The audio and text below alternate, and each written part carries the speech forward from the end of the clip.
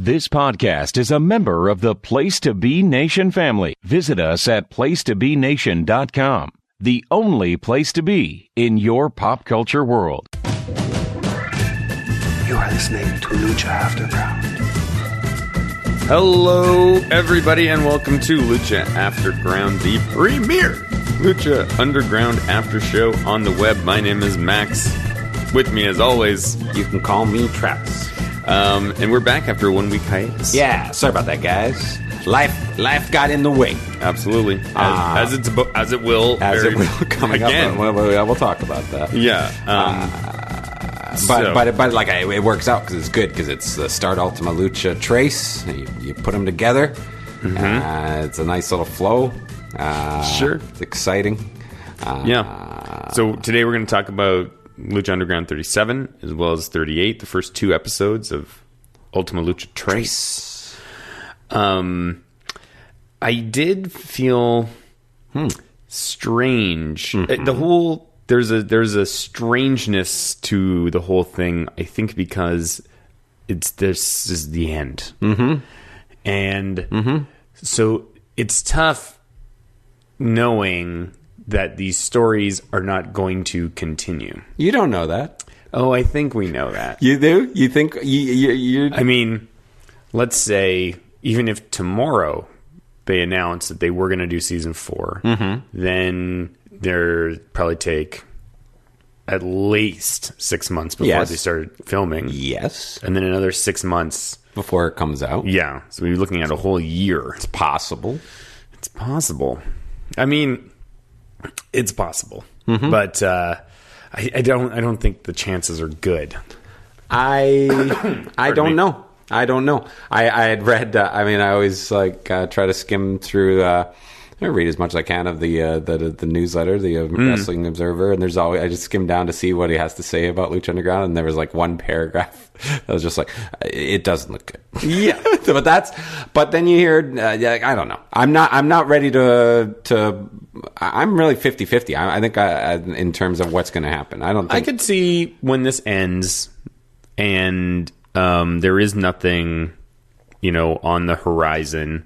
Now, we talk about it all the time that it will definitely achieve some sort of cult status. Yeah, There's no question about that. I mean, it's been designed to be that from day one. So maybe after 4 or 5 years of it just sort of generating more and more interest, you think I could see them suddenly being like, bring it back. Bringing back Dario and with a whole new group of wrestlers, maybe a few people coming back. Yeah. No, I can see us just taking a long break but coming back. Okay. I'd say within 12 months. I think 12 months would be the longest the break would go. I think it could be less. That's if they announced season 4 tomorrow. That's I don't know, man. Anyways, it wouldn't make much sense. Yeah, but a lot of things in wrestling don't make a lot of sense in terms of booking and when it happens, and good promotion and bad promotion. I just I wish that they had known that this was going to be the end.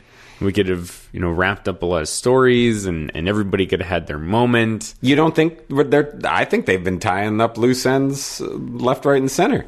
I don't know. There's some little dangling little things, but I think they could.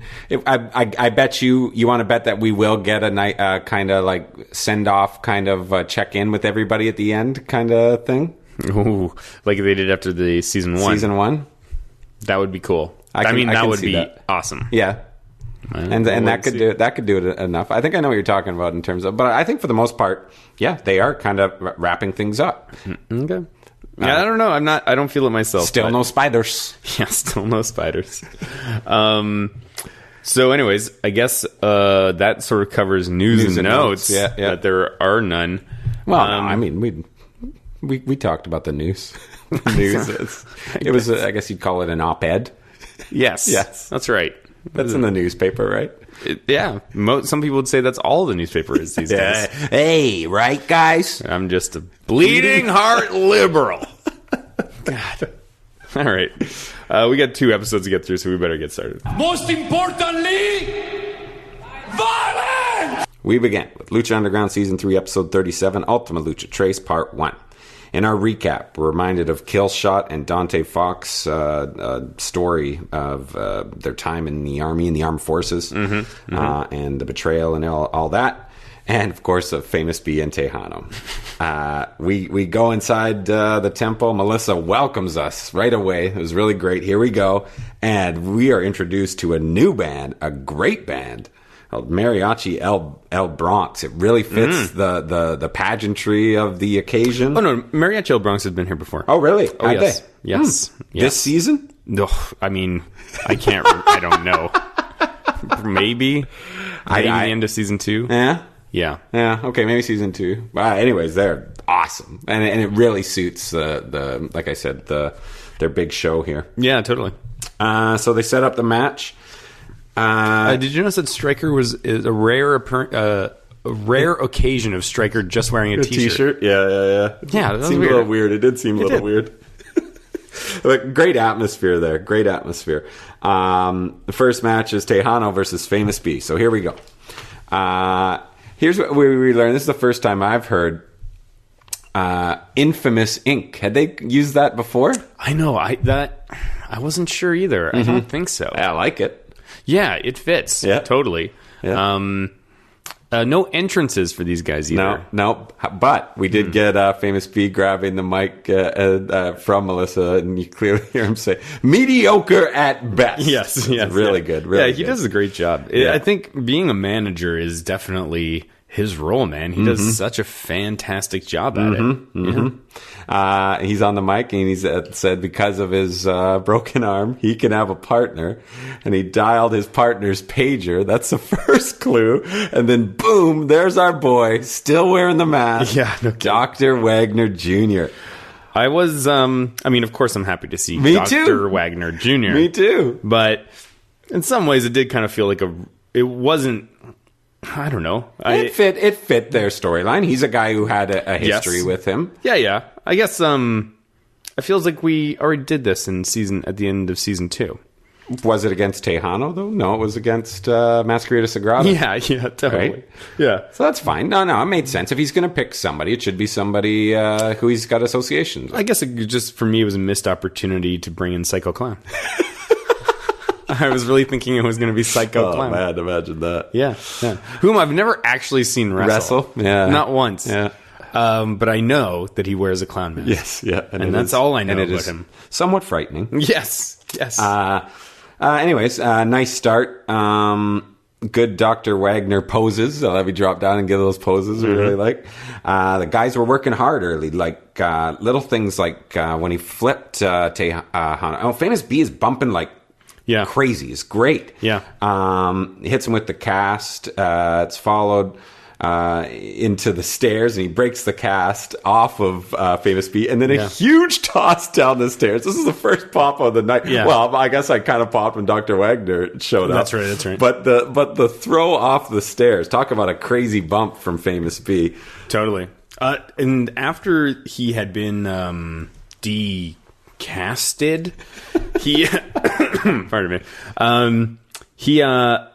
Famous B did a great job of selling the arm the whole time. Like he was holding it, in a certain way, yes. and then sort of like almost like he had no strength in it. Like it was just really nice touch, and it was so definitely worth commending because it's so. Yeah, I see it I see it all the time, especially in matches where guys are like working a limb or whatever, and like that's sort of the story. Like, we're focusing on the leg or we're focusing on the arm, and guys take a moment to sell it, but they don't consistently sell it like the whole time, right? Yeah. But Famous B, he's being moved around. He's fighting back, and he's holding that arm in a way that's like, this is a broken arm. Yes. Yeah. My muscles have atrophied because it was in the. in the cast. You should have just started scratching it like, thank God. Oh, God, yeah. Been itching. That's so funny. That would have been great. But yeah, great job, man. Yeah, Famous B. Just, always delivers. Yeah. Always delivers. Great this whole season. Yeah. And just having a great time. We get dueling chants. The crowd's really into this. Dr. Wagner tosses or somebody's. This is what I noticed, that Famous B was really bumping like crazy. Some confusion with the legal man. So yes, that was a nice touch too. Yeah. So what's his name? He gets up for. Brenda gets up for the kiss distraction, and then just a quick roll up, Famous B for the win, which is fine. So there you go. Like as we were thinking. That, so if they do, but that wraps that up. If they do have another season, we'll see the further adventures of Famous B with his client Tejano. I don't know if that wraps it up. No? I don't think so. I think that begins. That's like the beginning of a new chapter. It's not an end. It could be. If there's another season, because now he said, maybe we check in a season later and they are just rolling in it. Tejano's like, you know what? I was hesitant. That would be, but this has paid off. Okay, I love that. Right? I love that. Yeah. Especially if we get a big time skip. Yeah, yeah, which we will. I would hope we so. have to. I would hope so. Because it's been a big time skip. Yeah, I would love that.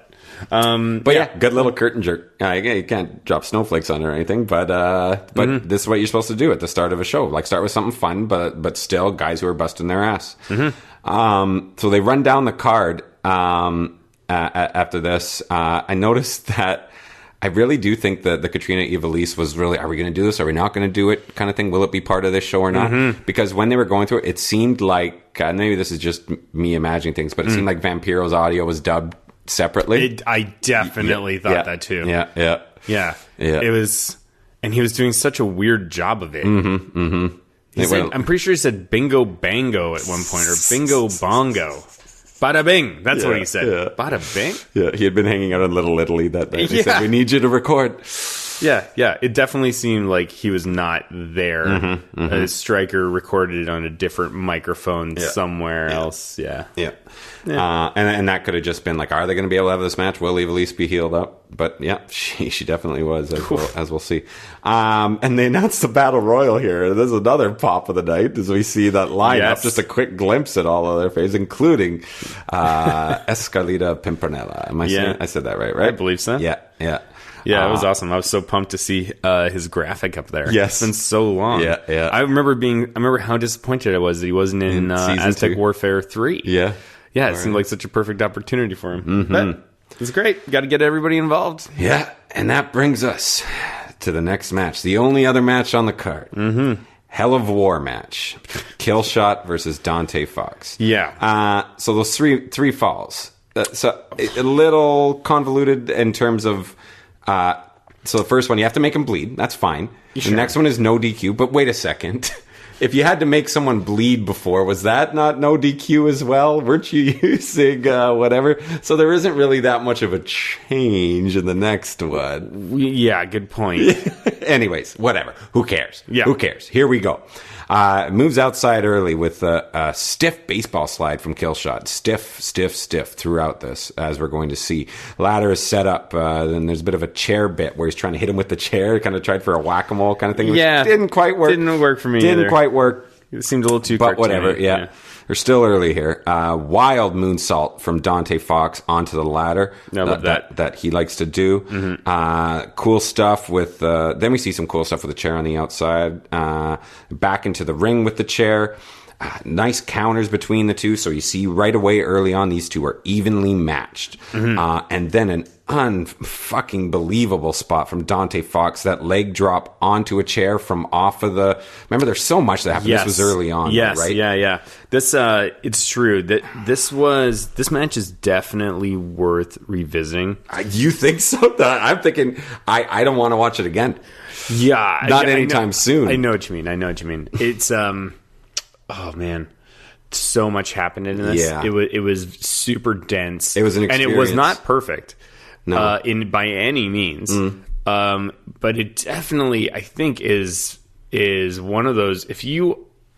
Yeah, man, it really got my wheels, the wheels turning thinking about it. Just in terms of how elaborate it was and the performances, and maybe they just tried to do too much. There's so much happening here. It did. And I think there were times when it's like, okay, you didn't need that extra spot, but I thought there were few and far between. I thought there was really a legitimate build to everything here. And it was crazy. I was talking to my wife about it. I'm like, yeesh, yeah, this is what I watched the other night. Yeah. Crazy, right? Like, yeah, I'm expecting and not everything. at all what I was expecting. But I said to her, I'm like, and because they come from this story of war kind of thing, and that's the kind of match it was. It gave them an excuse for it to be as graphic as this was. It's amazing that these two guys who are so athletic and so acrobatic just ended up doing a match like this. It's essentially a death match. Yeah, exactly. And that's not something I watch. Me neither. Because not usually, definitely... but I've seen some great ones. So. Yeah, it makes my skin crawl a little bit. Of course. How can it not? Yeah. It makes me feel guilty in a lot of ways. I know you're exactly doing this what you for say. my entertainment, but I'm not even really into it. I really question your judgment for agreeing to But at the same time, I find that almost like moving. Do you know what I mean? Yes. No, totally. Like it really hits me. Yes, and especially for guys like this who don't need to do it, right? These guys are more than capable of putting on an incredible match that does not require all of this, all of these things, and the fact that they're willing to go that far. I mean, God, like these guys are such... Lucha Underground, just in general, has introduced so many incredible performers, and it does it so consistently. It's like Dante Fox is not somebody, again, I've only been watching wrestling for like maybe 3 years, and so maybe if I had been around earlier and following indie wrestling, maybe AR Fox is somebody I would recognize and know, but I didn't. And I think most of the, looking back and like really, Lucha Underground has put Phoenix and Pentagon Jr. into the wrestling landscape. When before, maybe if you were following Lucha Libre very closely, you would know it. But for the English-speaking wrestling fan, they definitely were not. Yeah. But they are now. Drago, Aerostar, Brian Cage. I mean, he was there.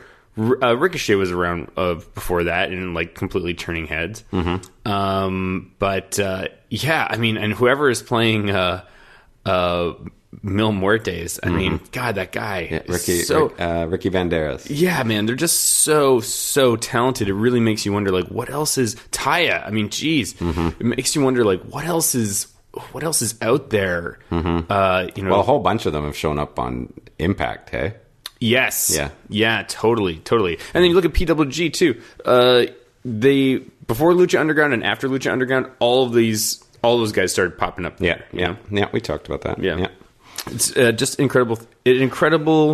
Incredibly consistent how they managed to find excellent talent. And Killshot and Dante Fox. I mean, my God. Yeah. My God. The only real shame here is that Killshot is like a proprietary character.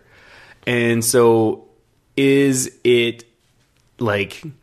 I hope this helps his bookings, like it doesn't.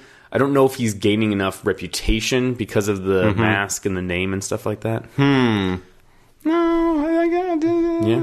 I don't think this. I cannot see us have a negative effect on. Not a negative.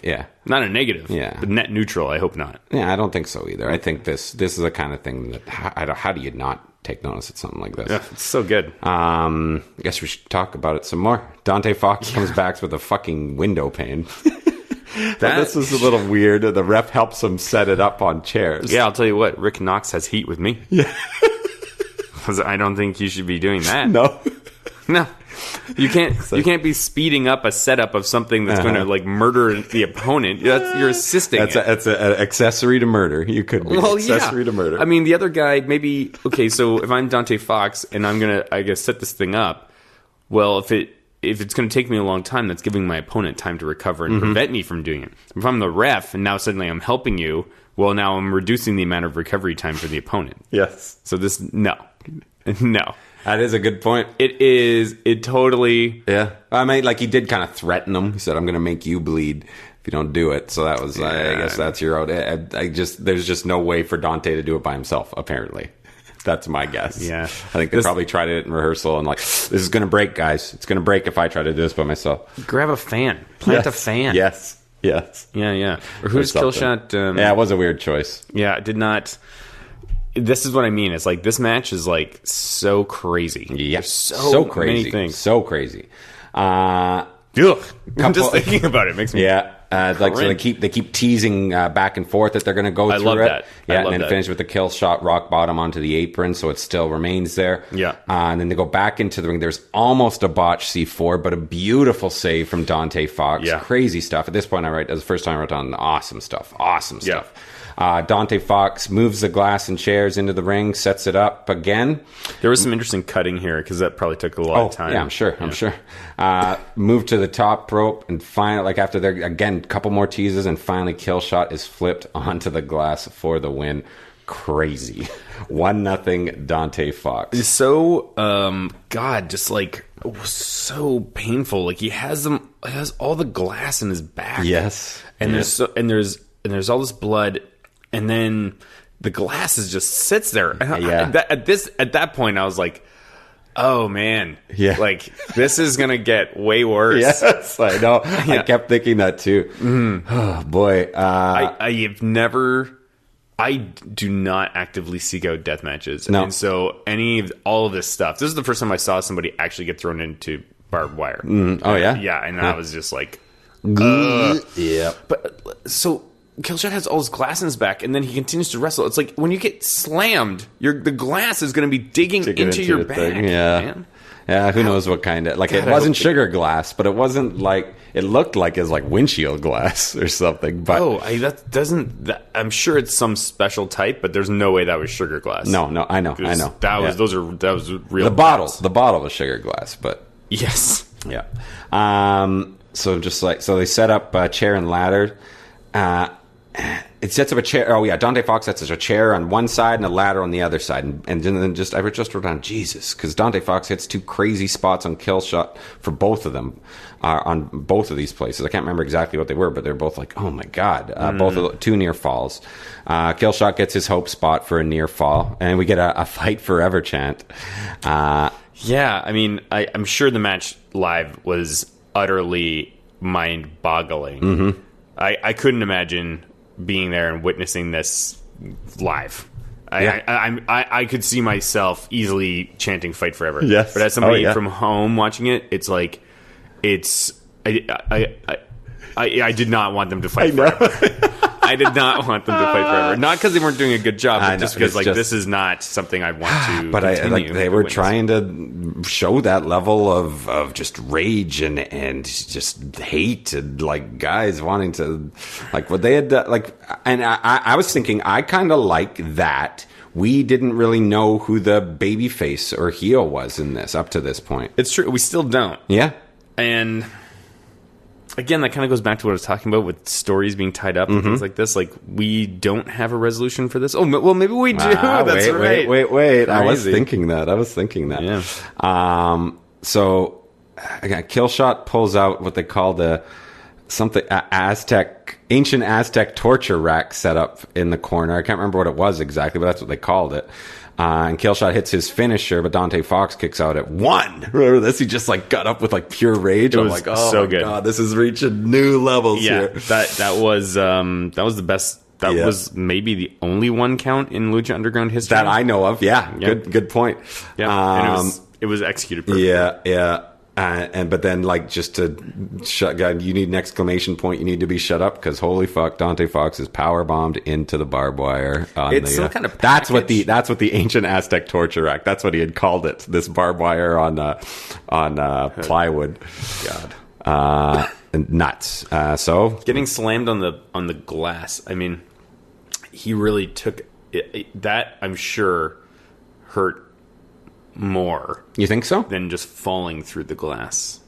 Like that kill shot. Then not the final. Yeah. Not the final falling through the glass. But the first. I'm just trying to think of okay.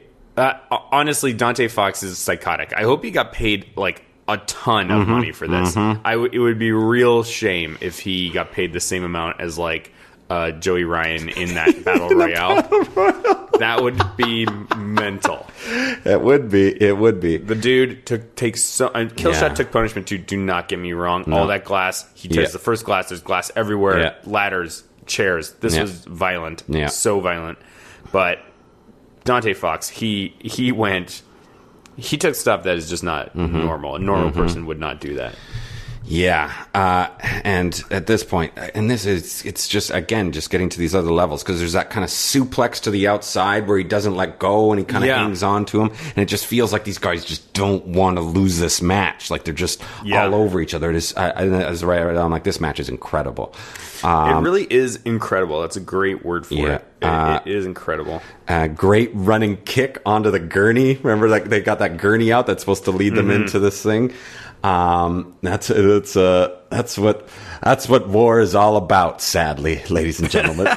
Matt Stryker quote. That's right. He was pretty good with it. I think he got notes from the last one when he was dropping all those war metaphors. That's true. Yeah, that's true. Or maybe he just didn't want to repeat himself. Yeah, yeah. But yeah.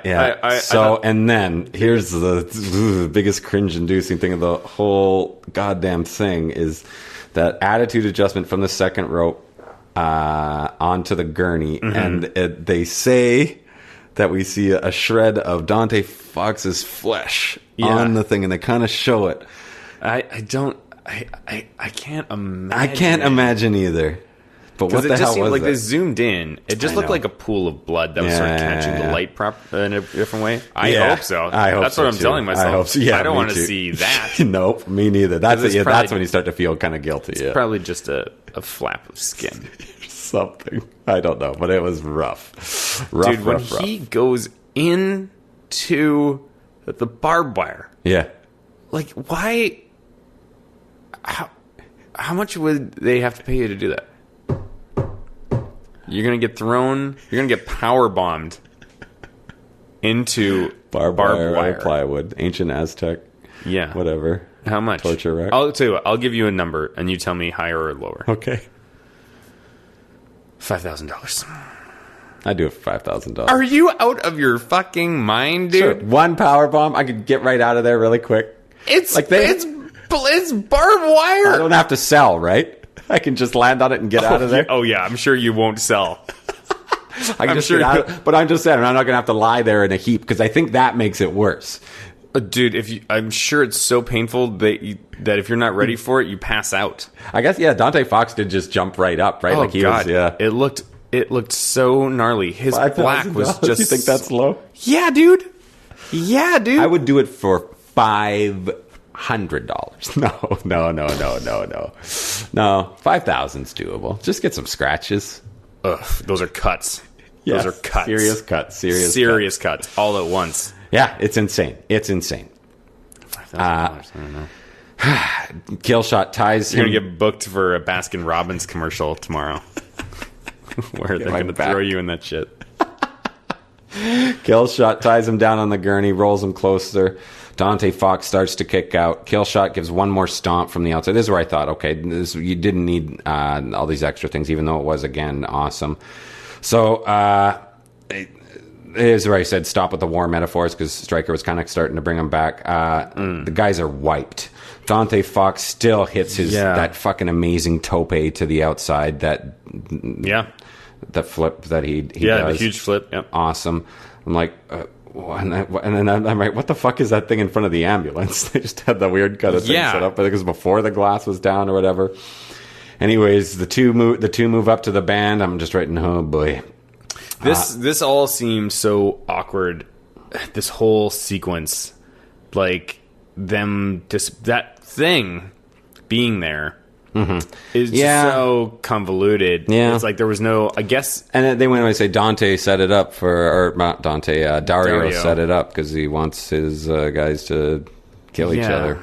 Yeah, maybe I would have bought it more if Dario had come out and said that. Yeah, and was like, "Look at this! Yeah, look at that!" Yeah. Or a little something at the beginning. Boy, we'll have this and this and this.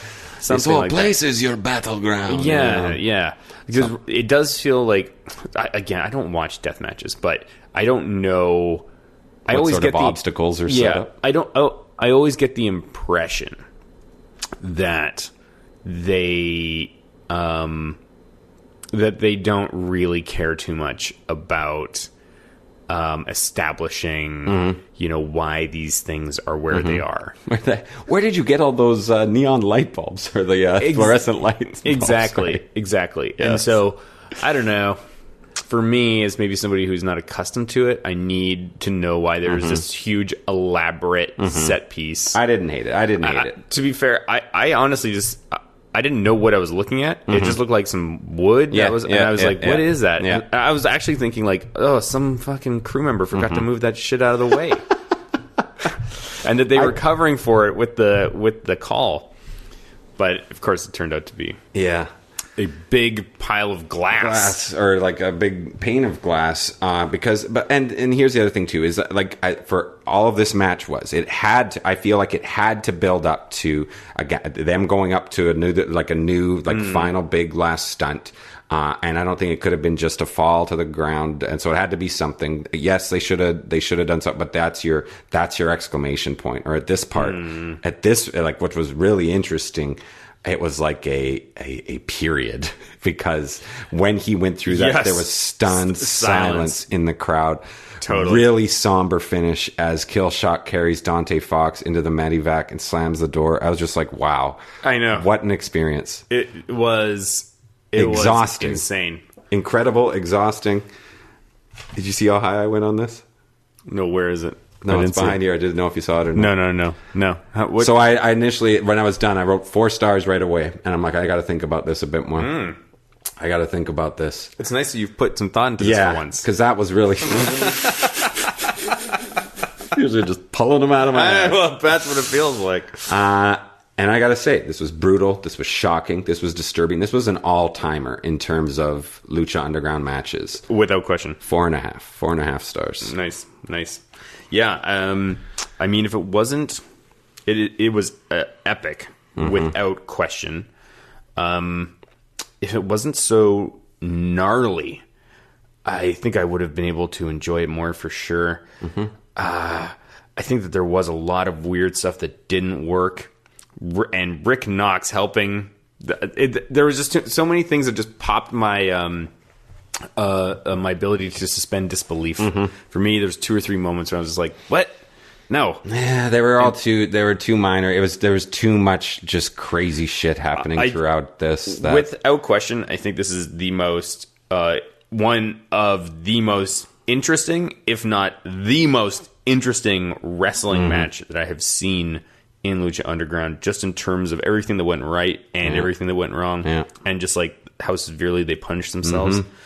I think I don't know if I mentioned it earlier today, if I was saying it to you earlier.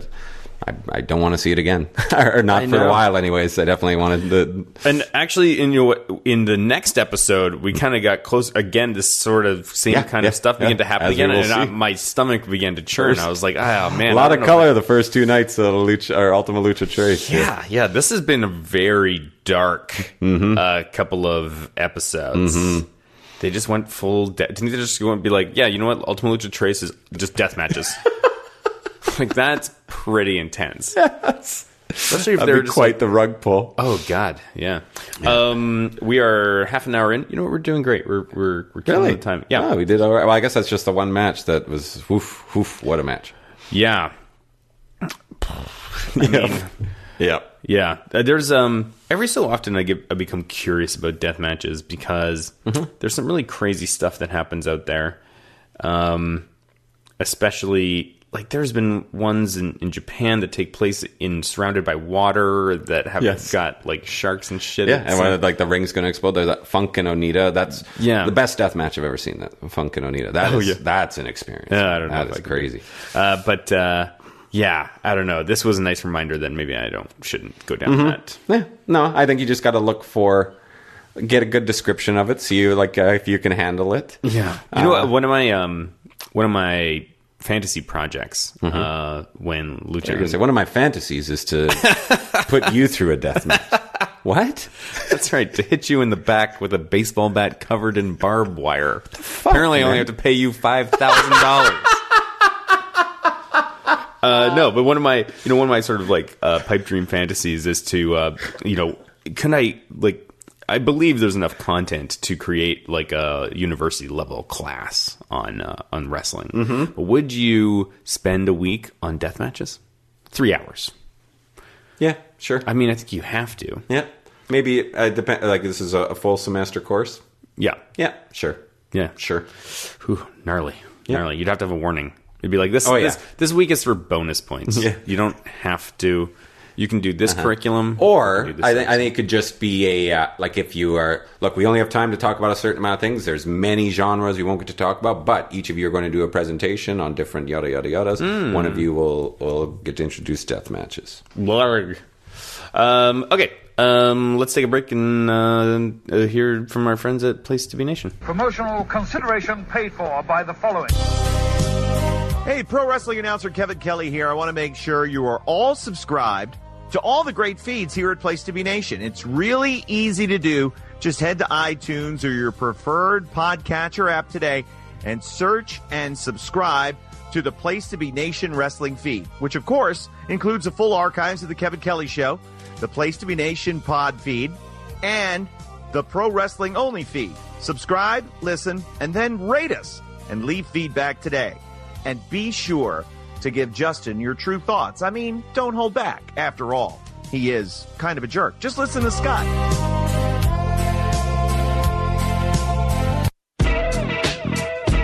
Place to Be Nation's JT Rosero and Chad Campbell here. We want to let you know that we have a ton of great podcasts available to you on iTunes, Stitcher, Google Play, and PlayStation.com, and we offer those to you on 3 great feeds. On the Place to Be Nation wrestling feed, we bring you the Mothership, the original Place to Be podcast, as well as Main Event, Lucha Afterground, and our monthly pay-per-view reaction shows, as well as the Our Vantage Point podcast and Jeff Learns Wrestling. In addition to these full-length shows, we also deliver quick-hit pod blasts on topics old and new. Over on the Pro Wrestling Only feed, we dive deep inside the wrestling business with a stacked army of experts leading the way. The feed features potpourri shows such as This Week in Wrestling, Greetings from Allentown, Psychology is Dead, Puro Potpourri, Stacy and Elliot's Bogus Journey, and the Military Industrial Suplex. We also have shows that focus intently on certain topics like Letters from Center Stage, Space City, and NWA Classics On Demand Adventure, Through the Years, Strong Style History, Strong Style Story, and Mount Olympus. Plus, the feed has the full archives of legendary shows like Titans of Wrestling, Where the Big Boys Play, Letters from Kayfabe, and much more. And on our popular Place to Be Nation Pop podcast feed, we offer such great shows as the Glenn Butler Podcast Hour Spectacular, Rank and File, PTBN Dadcast, Go Home in a Box, NBA Team, and Lucha Undead, as well as a veritable podcast heaven for comics fans with the Hard Traveling Fanboys, Sellers Points, Todd Weber's Conversation, Geek and Sassy, and Imaginary Stories podcasts. You can find all of these current shows plus archives of our past podcasts, including The Kevin Kelly Show, as well by subscribing to all of our feeds on iTunes, and while there, be sure to rate and leave feedback as well. All of these shows, plus others available on PlaceToBeNation.com, where we cover pro wrestling, sports, movies, comics, plus in-depth stretch projects and more. Be sure to support our site by using PlaceToBeNation.com/Amazon when shopping online, and download our free PTB Vintage Vault Refresh ebooks via the links on our site. We also want to thank our friends at Bonehead's Wing Bar in West Warwick, Rhode Island, and Fall River, Massachusetts, TheHistoryOfWrestling.com, and Scott Keats' Blog of Doom. Be sure to follow us on Facebook, Twitter, Instagram, and Tumblr as well. PlaceToBeNation.com, the only place to be in your pop culture world.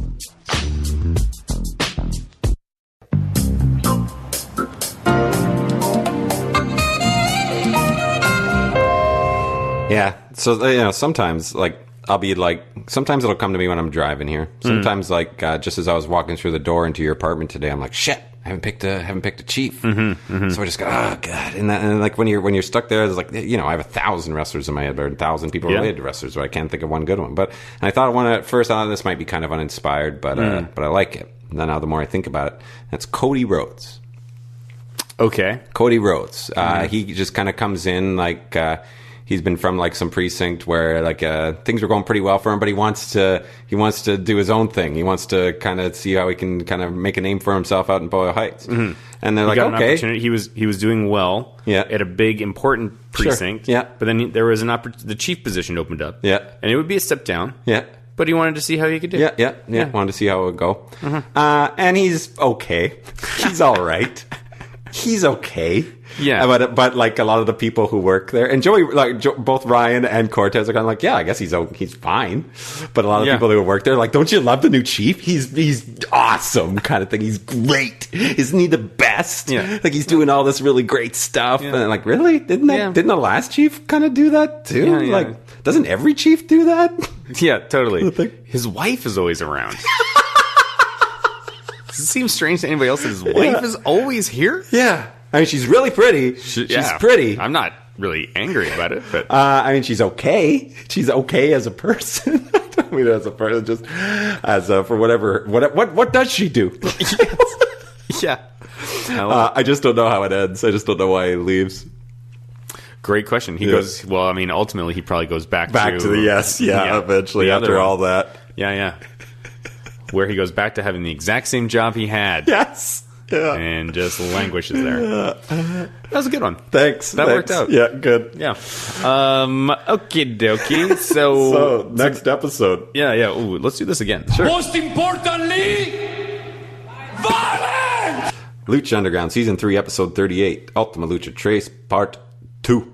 Recap of Night 1 and what we just saw. Remind us of Katrina and Evilise from way back in Episode 1. God, like a year ago. So strange to see that. I know. That was probably more than a year ago. Yeah. No. Because we had a 6-month break. It was a long time ago. Was it 6 months? Yeah, it was a 6-month break. Jeepers. So we see, and then Marty and Phoenix, and of course, remind us a bit of Jeremiah Crane. I'm like, oh, okay, so they're going to remind that they didn't forget, they didn't retcon that stuff with him and Evilise. Mm-hmm. As we see in the first vignette, is Evilise and Jeremiah Crane arguing, and she asks him, who is she? And she's doing, again, like it's like she never left, man. I was thinking, I'm glad. It's really nice to see her back here again. Totally. And she's an important. She's a strong character, and it's you don't realize how much you missed her until she came back. It's true. I say that to my wife all the time. So, anyways, Jeremiah reveals that it's Katrina, that who he loves, and Evilise kicks his ass through the bathroom stall. That's good. Yeah, that's good. Yeah. It still makes me cringe a little bit when they call each other bitches. Bitch. Yeah. Boom. It seems like they kind of keep it to Evilise, though. That's a thing, right? That's true. Mm-hmm. That's true.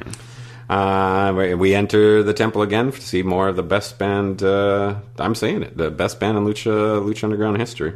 Mariachi El Bronx, even better than the other. There was one we really, really liked. The Lucha Mask guys. Yeah, we thought they should be the house band, but this is just, like I said, that's perfect. Really, really, and it works for the special occasion. And our first match is the Battle Royal. Everybody's in there; they're all introduced, and I almost got a bit of a lump in my throat that Pimpenella got his own entrance. He did get. He was the only person with an entrance. Yeah, it's so awesome. He's coming down, smooching everybody, shaking his ass. Yeah, what a weird. I was hesitant to say his earlier. At first, I was noticing Marty or Stryker was kind of using the pronoun game and talking about them, but then eventually they started calling him. Him. Yeah. Oh, that's interesting. I wonder how he would like. She. I wonder what they would. About thank you. What they would think about it. I also, I would love to know how this becomes a potential career path, and how. What is the true nature of this person's sexuality? I follow them on Twitter. Cassandro? Something like that. Somebody, I have to find you. I'll put it up. I think I retweeted it. Someone made this kick-ass neon sign of his face. Oh, yeah. That's that's not Pimpy. That's another guy. Are you sure? 100%. Was Scarlet Pimpenella? Did you see when Conan was in Mexico? Yes. That was not Pimpy. It's not? No. Are you sure? 100%. Yes. Interesting. Yes. I apologize. No, but they're all exoticos, right? But it seems so strange that there's this whole genre of wrestler, of wrestling character in Mexico that is like the I don't even know how to describe it entirely. It's just unique to Lucha Libre. Yeah. And so if you're like a little gay boy, in Mexico, is this something that you is this something you aspire to? Maybe. Or you're a straight man and you want to be a wrestler, and maybe I could go through this angle. Yeah, I think that could be fun. Or I don't know. Could be anything. I'm curious. Could be anything. I bet you the answer to that question, both of those questions, is yes, Max. Because anybody can be an exotico. Great point. Anybody could want to be an exotico. Yeah. Maybe I'm just a blazer. So they ring the bell. And right away, sucker kick to Masquerita Sagrada from Argenis. Just wow, like that. Like we both kind of laughed. Oh yeah, totally. Argenis just turns around and just boots Masquerita Sagrada in the chest completely from behind. Yeah. Sucker punches him, sucker kicks him. That's what I call it. Is that a sucker kick? I don't know. I never heard of it. Oh, sucker kick. I think you said soccer kick. Yeah. Anyways, doesn't matter. I think anytime you kick Masquerita Sagrada, it's like a soccer kick. Right away. Oh, that's good. Vincenzo is eliminated. It was nice. He made his little appearance there. Yeah. And then happily, like it was fast and furious. Everybody got tossed here. This was a really quick little battle royal. Mm-hmm. Son of Madness is eliminated by the Rabbit Tribe. Masquerita Sagrada, the double elimination. Remember, he kind of pushed out two of them. I can't remember who it was exactly. But Pimpenella. Oh, it was Joey Ryan and Cortez. That's right. When they were kind of fighting, the two of them. Mm-hmm. So that was good, and you got a bit of a reminder of them. I still think we will see I think their outside the ring storyline is more important than their inside the ring storyline, more than any other characters. And I still think we will see that wrapped up to some extent. Okay. Yeah, I guess it will have to happen with that gauntlet, because that's part of it now, right? I have a theory about that. Oh, is it about time travel? Because I think I had that first. So why are you copying me? I think this just came to me. I haven't really had much time to think about. I think Katrina loves Cage, and like she's going to help him get the gauntlet back because she loves power. But why would she just Mill? It's not Mill. I think that's too on the nose. It's too obvious. Yeah. Isn't it Phoenix then? I don't think so. Oh, I don't know. I think that there's a nice little dovetail thing going on there with Phoenix. There was, yeah. They do have a history. That would be interesting. But then too. Phoenix and Melissa are together. So there's I'm just saying this would make sense if she's goes to the person. Maybe she says Mil Muertes no longer has it. Mm-hmm. Maybe Mil Muertes is due for a babyface turn. Amazing. Remember when he grabbed the mic? Oh God, that was so good. What a moment! What a moment! One of the highlights. Yeah. What a Lucha Underground moment. Yeah. So Pimpenella and Paul London are kind of matching each other in their kind of shenanigans. Yep, that was fun. That was a nice little spot. And there was a little bit of a miscommunication or something there so unfortunately kind of lost some of its steam, but it was good. But hey, we got a face in the crotch, so that's good. That's right. Can't be an episode of Lucha Underground without somebody's face in somebody's crotch. So they eliminate two more members of the Rabbit Tribe are tossed out. I think Pimpenella's like getting rid of most of them. Somebody is eliminated. I'm just like I said. I'm trying to throw this down, write this down as much. Yeah, quickly. But it ends the last three. Well, PJ tosses Masquerita Sagrada and really tosses him. Looks like the Rabbit Tribe caught him. That's right. Mac. The final three is Mac, Ricky Mundo, and PJ Black. Then there wasn't even that much of a time. When it got down to Mac and PJ Black, I was like, "Oh, I want them to give these guys 5 minutes now." Yeah, totally. But he hit a stunner, got him out of there. He wins. That stunner cell was no, you didn't like. Oh no, a little too much. Yeah. Yes. No, you get hit by the stunner, you got to fall. Yeah. You got to fall over or something. You got. It's like just spring back. You can't, it looks like I don't know what sprung up and it was like in a daze kind of thing. Yeah, I don't know. But yeah, Mac wins. The Rabbits take Masquerita Sagrada up the stairs. Yeah, in the background. Yeah, in the background. Yeah. There was no kind of they didn't really call attention. They didn't. To it. Yeah, they didn't focus on it. And enter Dario Cueto looking sharp, dressed to the nines. That's right. And he announces that the Max. This was we should have said this was a unique opportunity match, and the unique opportunity is that the Mac gets a trios match, and Dario Cueto gets to pick the partners. And I popped for this when he said they've just been through war. Killshot and Dante Fox, because we get to see them wrestle again. Yeah. I'm so excited. I think that is so great. It's a choice that I don't think I would have made, just because I feel like there's other characters that are in need of a Lucha Ultima Lucha Tres moment. Mm-hmm. But I mean, I think it was inspired totally. Yeah, I love it. I was expecting it to be PJ Black and Mundo or Ricky Mundo or something like that. Yeah, but no, it's cool. Yeah, and see, we still might see one more kind of. I think it'll end with we've been through war together. They're definitely going to win, don't you think? Yeah, and just finish with that kind of and then the Mac is there too. Yeah, and they've successfully corralled everybody by race into one corner of the. I mean, I hadn't noticed that. I hadn't thought about that. But Dario Cueto hits a great laugh on the way. I could never quite do it. I know. It was weird that Dario didn't make an appearance in the first episode at all, or in episode 37. Especially because it's the beginning of Ultima Lucha Tres. Yeah. I guess. I mean, I was kind of thinking like it was almost that one almost acted like a bit like a pre-show, but not with that match. That match that's a big show kind of match. It always, I think. You can always improve an episode of Lucha Underground by adding more Dario. Sure, it's true. It's very rare to not have him in it. But I got to say, I don't think there was any fat to really trim in that first episode. No kidding. Right? Yep. Except for that fat that got trimmed off of Billy's back. Disgusting. Disgusting. Next match. Katrina versus Ivelisse at long last. I had heard a bit of a spoiler about this from people on in the stands, or somebody from in the stands, about how, oh boy, they are really going to have to edit the shit out of this one. It just sounded like it was just full of botches and mistakes, and maybe they did, but we did see a couple kind of clunky little things. It's a really sloppy start when she dove after her, and they had both tried to roll out of the ring. I thought it was good. Katrina called her out, called her a bitch again, and Ivelisse just comes running. This is her return, man. Yeah. I'm an Ivelisse fan. I like in terms of I like her work, but I also like she seems like somebody I cheer for, a person I cheer for. Not I want her to do well. Yeah, I agree.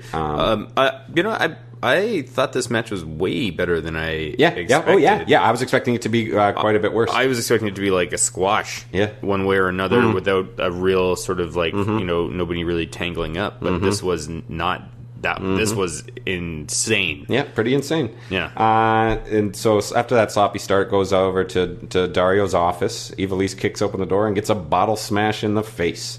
Take two. She gets another bottle smash in the face, and do we hear she's busted open, and she gets a third bottle smash in the face. And she's just covered Crimson in mess. blood. Crimson mess. Oof. Here's some more color. Color number 2. It's 2 out of 3 singles matches where we've seen in Ultima Lucha Tres with a lot, and a little bit in the next one as well.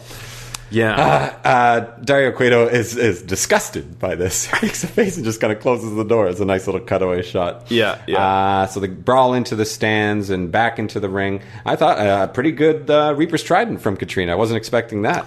Yeah, I thought Katrina did way better than I ever expected. The crowd is way into it, chanting, holy shit. Yeah. Ivelisse kicks out of Katrina's finisher that we had seen her use 500 episodes ago on her. Katrina grabs the rock. Ivelisse gets it, and they fought over it. When they were fighting over it, I was kind of starting to lose the whatever kind of heat they had. But she gets it. Ivelisse and hits her DDT for the win.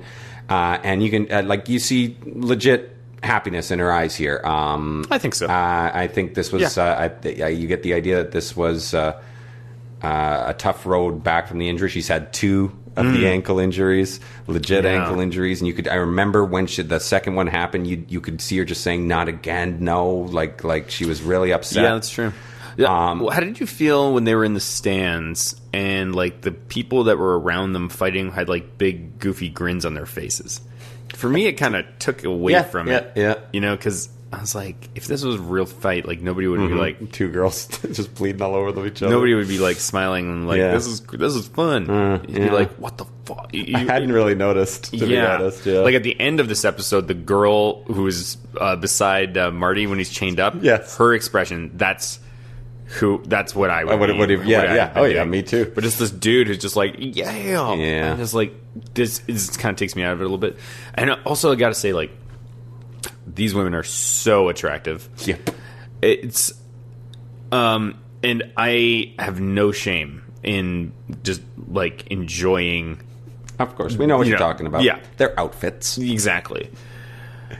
But then there's when they start to like bleed and all that sort of stuff, and it's like a very, very strange mix. Blossoms in blood, man. I don't. It made me. And that is deliberate. Sick. I think it's not good for your mind. I see what you're saying, but like I think Blossoms in Blood is the name of the documentary attached to Punch Drunk Love, and Paul Thomas Anderson always says there's a big theme in that film is that the line between beauty and violence is very blurred, or it can be sometimes, and it definitely, like in this case, I think that is the desired effect. I think so. I don't know. I don't know if I liked it.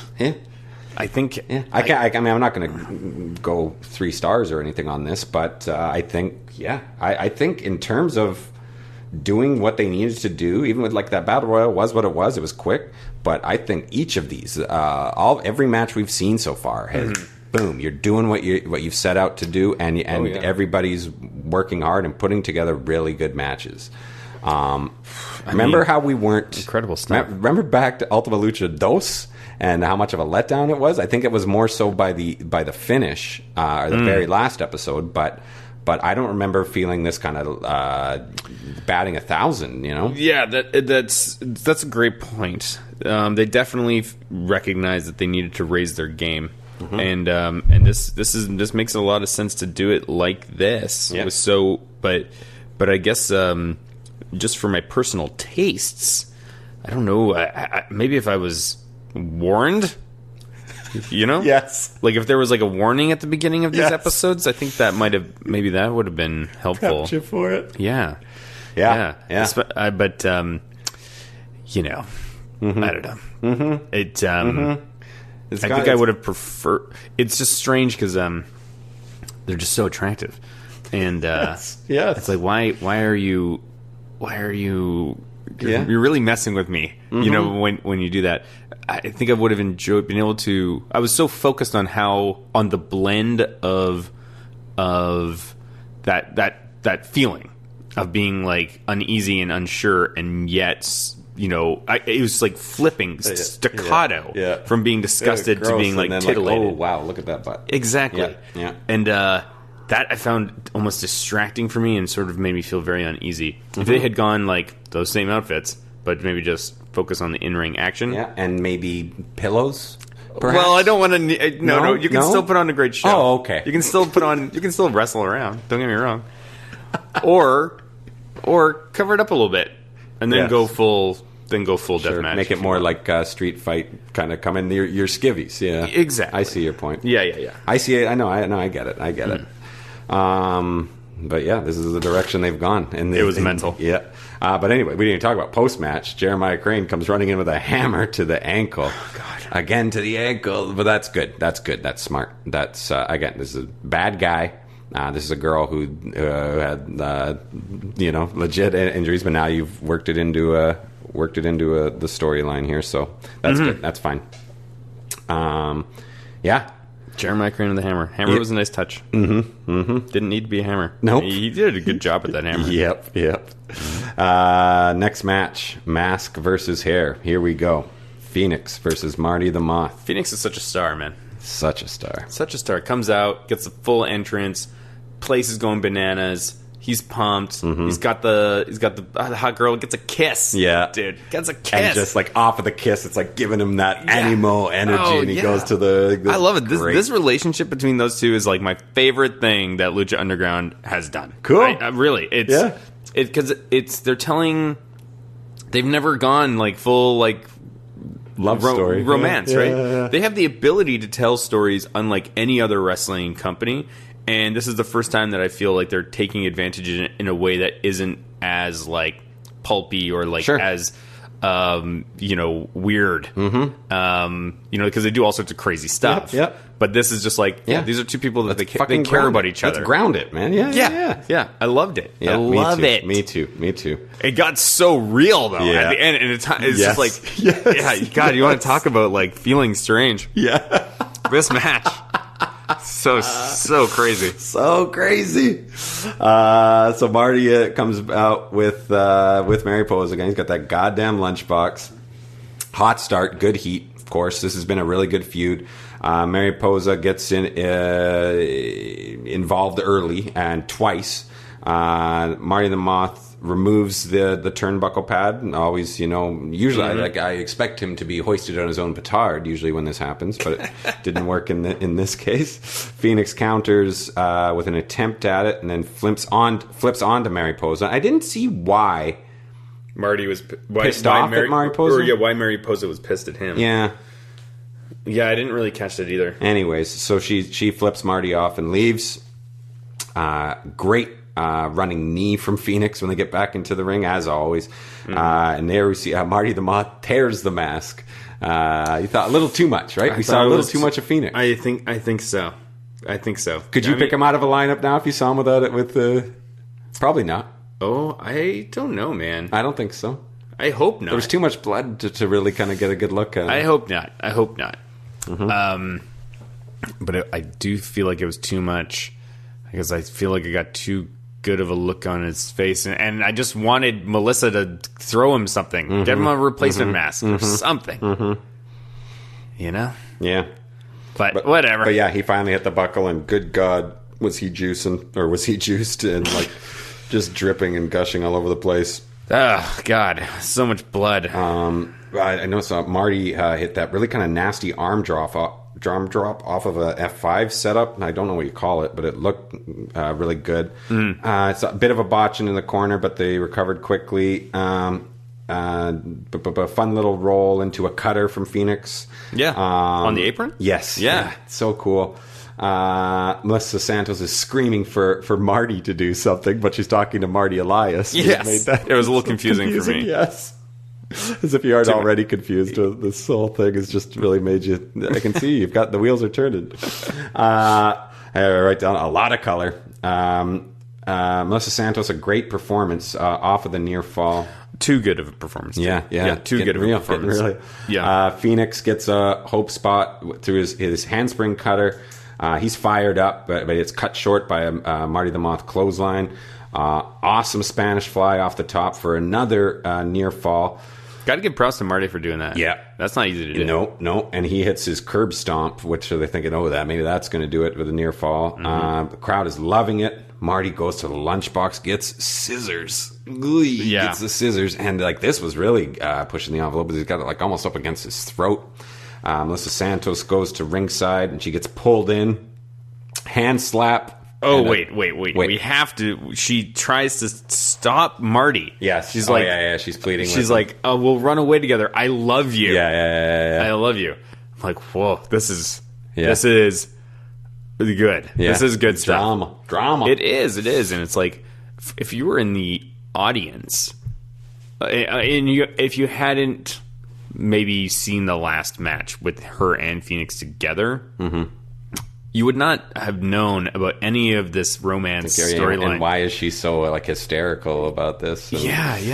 It's just it's so interesting that we, as the at-home audience, get this different perspective on it. We talk about it all the time, but she lies to him, right? Yes, and she's but it's a lie out of desperation. It is. Yeah. It is absolutely. And it appears that Marty falls for it at first, but then, obviously, I don't know. Do you think that he did fall for it or not? And that's why, or he's like, because he attacked her basically. He's like, if you want to look at it from a kayfabe, what's his headspace there? Yeah. He's like, I love making this guy bleed and doing this, but I really love like the idea of doing something to Melissa here as well, right? Yeah. Yikes. Yeah. Yeah. So intense. Yeah, so intense. So she's out in there and she hits a hard hand slap followed by a hard nuts kick. And her performance is so good. Yeah, and Phoenix that's an awesome 450 off of like a middle rope, kind of does his thing that only he can, and he lands on top, and then Melissa jumps on top for the pin as well. It's like such a nice touch. It was 1, 2, awesome. 3 for the win. Awesome. I went 3.5 on this. Sure, and that's when things took a darker turn. Yes. Well, there's still that great moment with Melissa grabbing the mic and announcing it, and just that joy in her voice. Oh, dude, so good. I would not describe that as joy. It was just like the energy. Her adrenaline was like through the roof. She grabs the mic. She's like, "And your winner is Phoenix." Boom. Yes, it was just like so real. Yes. It was too real. Yes. Melissa Santos was too real, and it made me nervous. Yes. And especially after this. So what's his name? They're starting to chant to shave his head. And Marty's like trying, he's going to get away, and then even Stryker's playing it up. Looks like you'll have to, but Mariposa's waiting at the top of the stairs with a chair shot to the head, handcuffs him to both sides of the aisle, and enters with a barbershop table that she just had ready on the outside. Why not? And the haircut begins, and it is nuts, and it's great, and it's getting the just desserts. But the look on Melissa's face, and she's gone into a dark place. I don't think this is like, even though you guys won, I don't know if you're in a good space right now. Yeah. I don't think this is healthy for you. Yes. This is really tapped into some dark. What's the word to describe where she's at? Like, it's like a viciousness, a vengeful. Extreme. Yeah. Extreme vengefulness. Like, definitely going overboard. Vengeful joy. Yeah, it was dark. It was dark, and it made me. I have to say, I think it was a choice that made me not enjoy the match less, because Marty was powerless, and just the scissors and stuff, and maybe if it was done with I don't know, it just seemed like torture. It seemed like torture. Oh, what they were doing to Marty. Yes. Yeah. And I did not care for that. But Marty has been torturing and doing all sorts of everything up until this point. Yeah, but the heroes should be better. Yeah. They should be better than that. Yeah. Especially someone like Melissa Santos and her sister Melinta Santos. Also very pretty. Yeah, also very pretty. Totally. But yeah, I don't. It was too real. I mean, it felt like it felt like rape revenge type stuff. I see what you're saying. Yeah, sure. And I don't know if that's if that's like but how you want to end. This is the kind of thing they do. This is the kind of thing they do. They'll do stuff that is. But shouldn't it be kind of funny, like when you're shaving a guy's head? Shouldn't it be like a funny kind of thing that everybody can be like? If this had been, I see what you're saying. It was too far. It was too much, and it could have just been like, more of a celebration, more joyous. Because with that very last image, when they've shaved just like a couple, and he just looks like a joke, and he's just got that kind of embarrassed, disgraced face, and they pan up to them embracing and kissing, and then that was great. That was really well done. Like everything, like all those things are just. I see what you're saying. If it didn't have that bit of they really went after his hair for a lot of and just with that kind of evil look in there. And plus, Phoenix is covered in blood, and then Marty's covered in blood, and it's all just happening. It's all just seems so animalistic. Yeah, there we go. Yeah. Ugh. But good. I mean, a good story. This is another thing. They've wrapped this one up. That's what I'm saying. Yeah. I guess. Yeah. You're right. Unless, of course, this was Phoenix and Melissa's heel turn. They have a taste for blood now. Yes. They just want to go on a haircutting spree. Yeah. I mean, I don't know. It was mental. Two mental episodes. Yeah. So far, I mean, if it continues at this pace, I mean, Jeepers Creepers. Yeah. What a great way to end the series. Just Perhaps. I mean, it's just bananas. Is this the type of thing they can even put on Netflix? I don't know. Why not? A man gets thrown into barbed wire for real. Sure. Sure. Hey, man, you watch some of those documentaries. The goddamn OJ documentary is on Netflix, isn't it? They show all the murder. Well, you see Nicole's body. You didn't watch that documentary? No. It's something to see, man. It is something to see. I don't need to see it. No.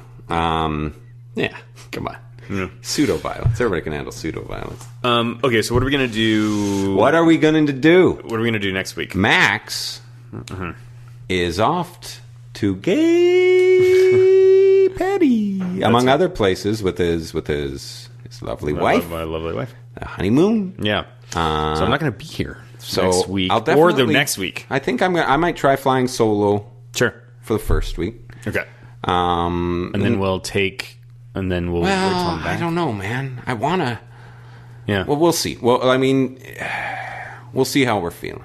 Okay. We've the good people at LRA have been nice enough to generally get these things to us on time and early. So I think we need to take advantage of that to some extent, especially for the end here. Yeah. I think. Well, I'll think of something. Regardless, we will do kind of a. What's the time wrap-up. difference between here and Portugal? That's where I'll be when the next one happens. You tell me. All right, let's look it up. In the meantime, while I'm doing that, how can people find us on social media? Search for us on Twitter at Lucha_Afterground. Just search for Lucha Afterground. You will find us. Go to placetobenation.com or go to iTunes or Podcatcher or wherever the heck you find your podcasts and add Place to Be Nation or the Place to Be Nation PWO network, whatever. Lots of great stuff outside of us. I'm trying to think of what I've really been enjoying lately. I really like.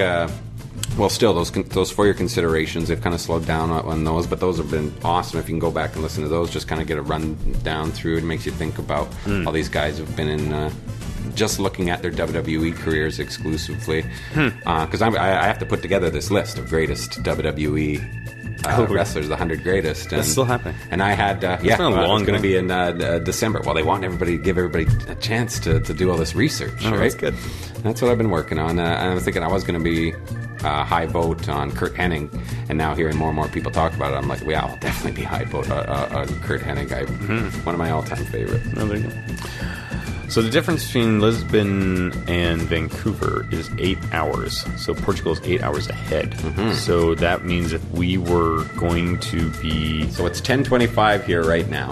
And it's 6:25 a.m. So that's not good. So if we started at 8 p.m., I would need to be awake at 4 a.m. I could call. Yeah, there's something. We could figure something out. Well, I mean, hey, if we don't, we don't. As I told you, full disclosure, Max said, dude, I'm doing it. I did say I would. Over text. I'm like... I didn't realize it'd be 4 a.m. Yeah. And also, I said, no pressure. This is your honeymoon. So that's true. I can understand this is your first love. No. Like I said, if something works, it works. But I think I might try to. Yeah, you inspired me when you kind of went by yourself there. It's a good little challenge. Yeah. And from there, I'll think of some other possibilities. Alrighty. Well, Travis will be here next week. The question is, will you join us?